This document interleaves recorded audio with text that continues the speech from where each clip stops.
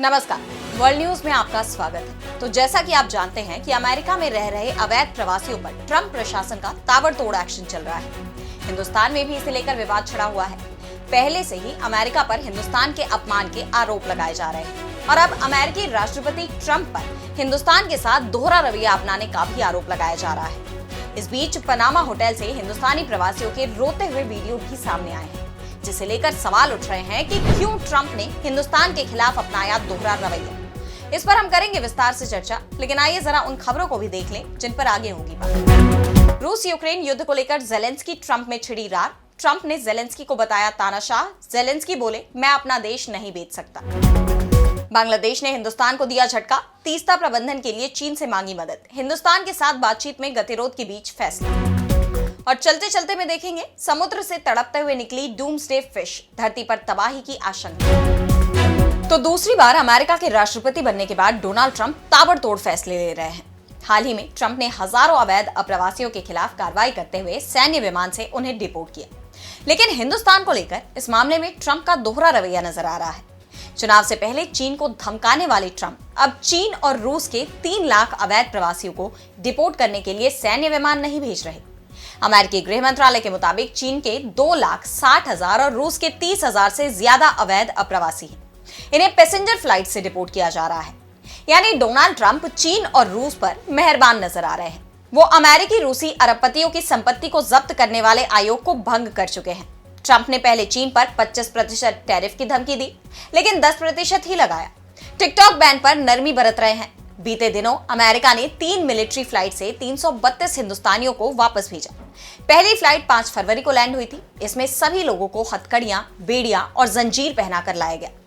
इसे लेकर देश में हंगामा हुआ। विदेश मंत्री एस जयशंकर ने कहा कि वो सुनिश्चित करेंगे कि लोगों के साथ ऐसा व्यवहार न किया जाए। इसके बावजूद 15 और 16 फरवरी को 2 और फ्लाइट्स में लोगों को हिंदुस्तान लाया गया। इसमें महिलाओं और बच्चों को छोड़कर पुरुषों को पहले की ही तरह बेड़ियों में जकड़ कर लाया गया। अमेरिका के राष्ट्रपति कार्यालय व्हाइट हाउस ने मंगलवार को एक्स पर एक वीडियो पोस्ट किया। 41 सेकंड के इस वीडियो में दिखाया गया है कि कैसे अवैध प्रवासियों को जंजीरों, बेड़ियों में जकड़कर प्लेन में चढ़ाया गया। वीडियो में दिख रहा है कि एयरपोर्ट पर सुरक्षाकर्मी एक-एक कर जमीन पर हथकड़ियां और बेड़ियां रख रहे हैं। फिर लोग आते हैं और उन्हें हाथ पैरों और कमर में बेड़ियों और जंजीरों में बांधा जाता है। वीडियो के आखिर में लोगों को प्लेन में चढ़ते हुए दिखाया गया। व्हाइट हाउस ने इस वीडियो का कैप्शन दिया है, ASMR, illegal alien deportation flight. ये कैप्शन एक तरह से अमेरिका से निकाले गए लोगों का मजाक उड़ाने जैसा है, क्योंकि ASMR वो आवाजें हैं जो तनाव कम करती हैं, सुकून देती हैं और दिमाग को रिलैक्स करती हैं। बता दें कि हाल ही में पीएम मोदी अमेरिका दौरे पर थे। इस दौरान पूरे देश की नजरें इस चीज पर थी कि क्या पीएम मोदी ट्रंप से अप्रवासी हिंदुस्तानियों के मुद्दे पर बात करेंगे, लेकिन उन्होंने इस बारे में कोई बात नहीं की। वहीं उम्मीद ये भी जताई जा रही थी कि कम से कम पीएम मोदी की ट्रंप से मुलाकात के बाद अमेरिका का हिंदुस्तान के प्रति रवैया तो बदलेगा। लेकिन इसके बावजूद अप्रवासियों को हिंदुस्तान वापस भेजने के तरीके को लेकर अमेरिका ने कोई बदलाव नहीं किया। और अब बढ़ते हैं अगली खबर की तरफ, जहां हम बात करेंगे रूस यूक्रेन युद्ध को लेकर बढ़ते तनाव की। तो इस युद्ध को लेकर रूस और अमेरिका एक टीम के रूप में दिखाई दे रहे हैं, जबकि यूक्रेन अलग थलग पड़ गया है। अमेरिका और यूक्रेन में जुबानी जंग छिड़ गई है। अमेरिका ने यूक्रेनी राष्ट्रपति वोलोदिमिर जेलेंस्की को चेतावनी दी है कि जेलेंस्की को बाद में पछताना पड़ सकता है।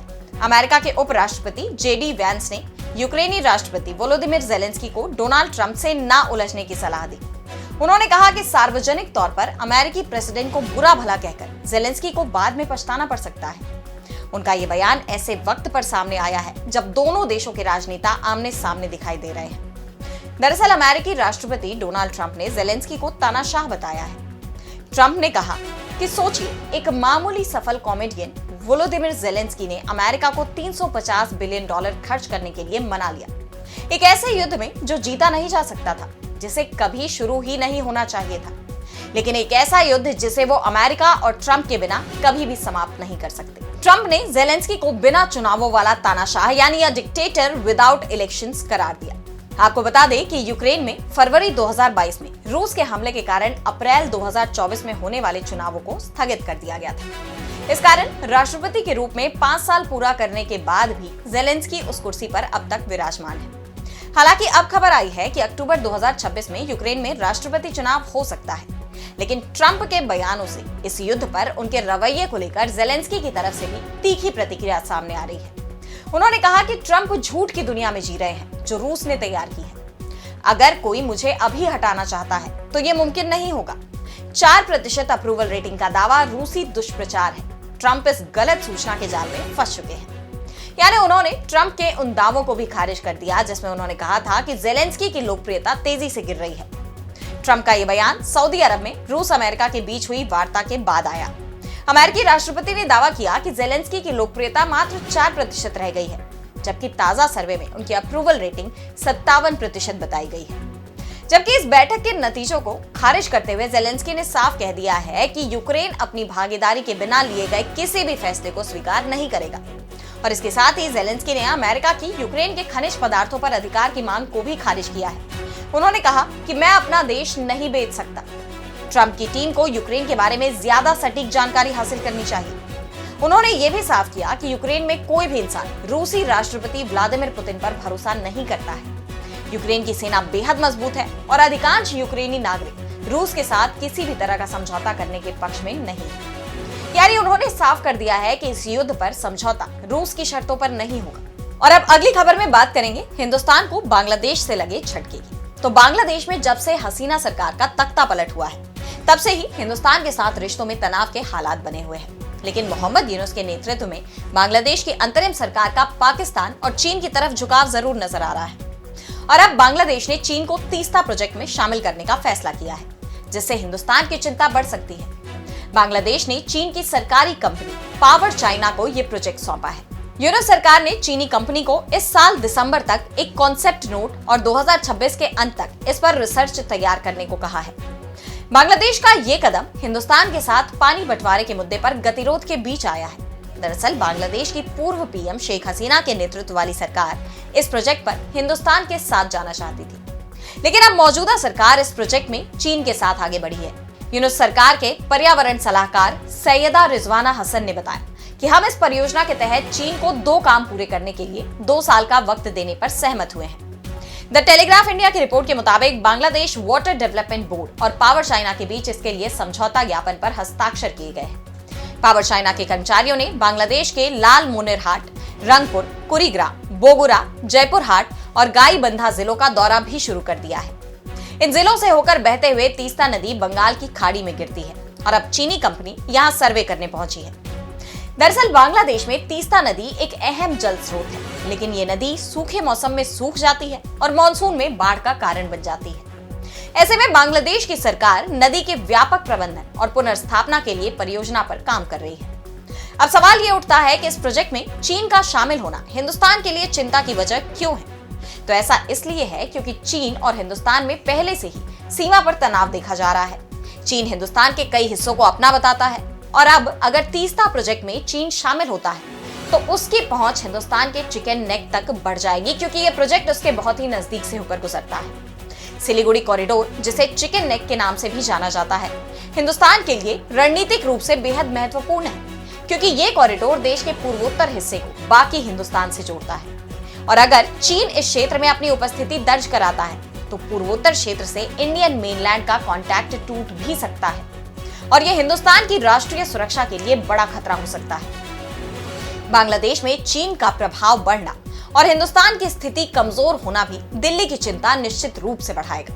और अब चलते चलते में बात करेंगे धरती पर आने वाली प्रलय की। तो धरती पर किसी बड़ी अनहोनी के होने के संकेत मिलने लगे हैं।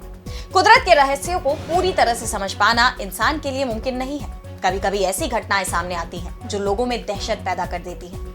और अब एक ऐसा ही मामला सामने आया है। सोशल मीडिया पर एक वीडियो काफी वायरल हो रहा है।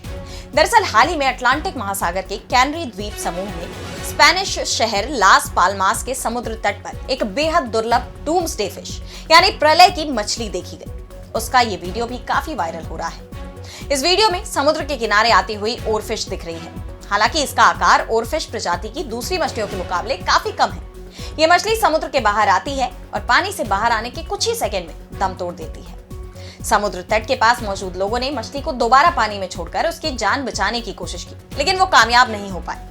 कुछ ही देर में मछली तड़पते हुए मर गई, जिसे लेकर सोशल मीडिया पर हड़कंप मच गया है। इस मछली के दिखने के बाद से ही लोग किसी बड़ी प्राकृतिक आपदा और अनहोनी की आशंका जता रहे हैं, जिससे वो दहशत में है। बता दें कि ओरफिश की इस प्रजाति की मछली आमतौर पर पानी के बाहर नहीं देखी जाती। ऐसी मान्यताएं हैं कि जब ये मछली समुद्र के बाहर आती है तो कुछ ना कुछ बुरा होता है। इससे पहले भी इस मछली के दिखने के बाद भूकंप और भारी तबाही की घटनाएं सामने आ चुकी हैं। बीते साल अमेरिका के कैलिफोर्निया में भी एक ओरफिश समुद्र से बाहर आई थी और इसके बाद लॉस एंजलिस में भूकंप आया था, जिससे लोग एक बार फिर सोच में पड़ गए हैं। तो आज इस वर्ल्ड बुलेटिन में इतना ही। देश दुनिया की तमाम बड़ी खबरों के लिए बने रहिए डीवी लाइव के साथ और मुझे दीजिए इजाजत। नमस्कार।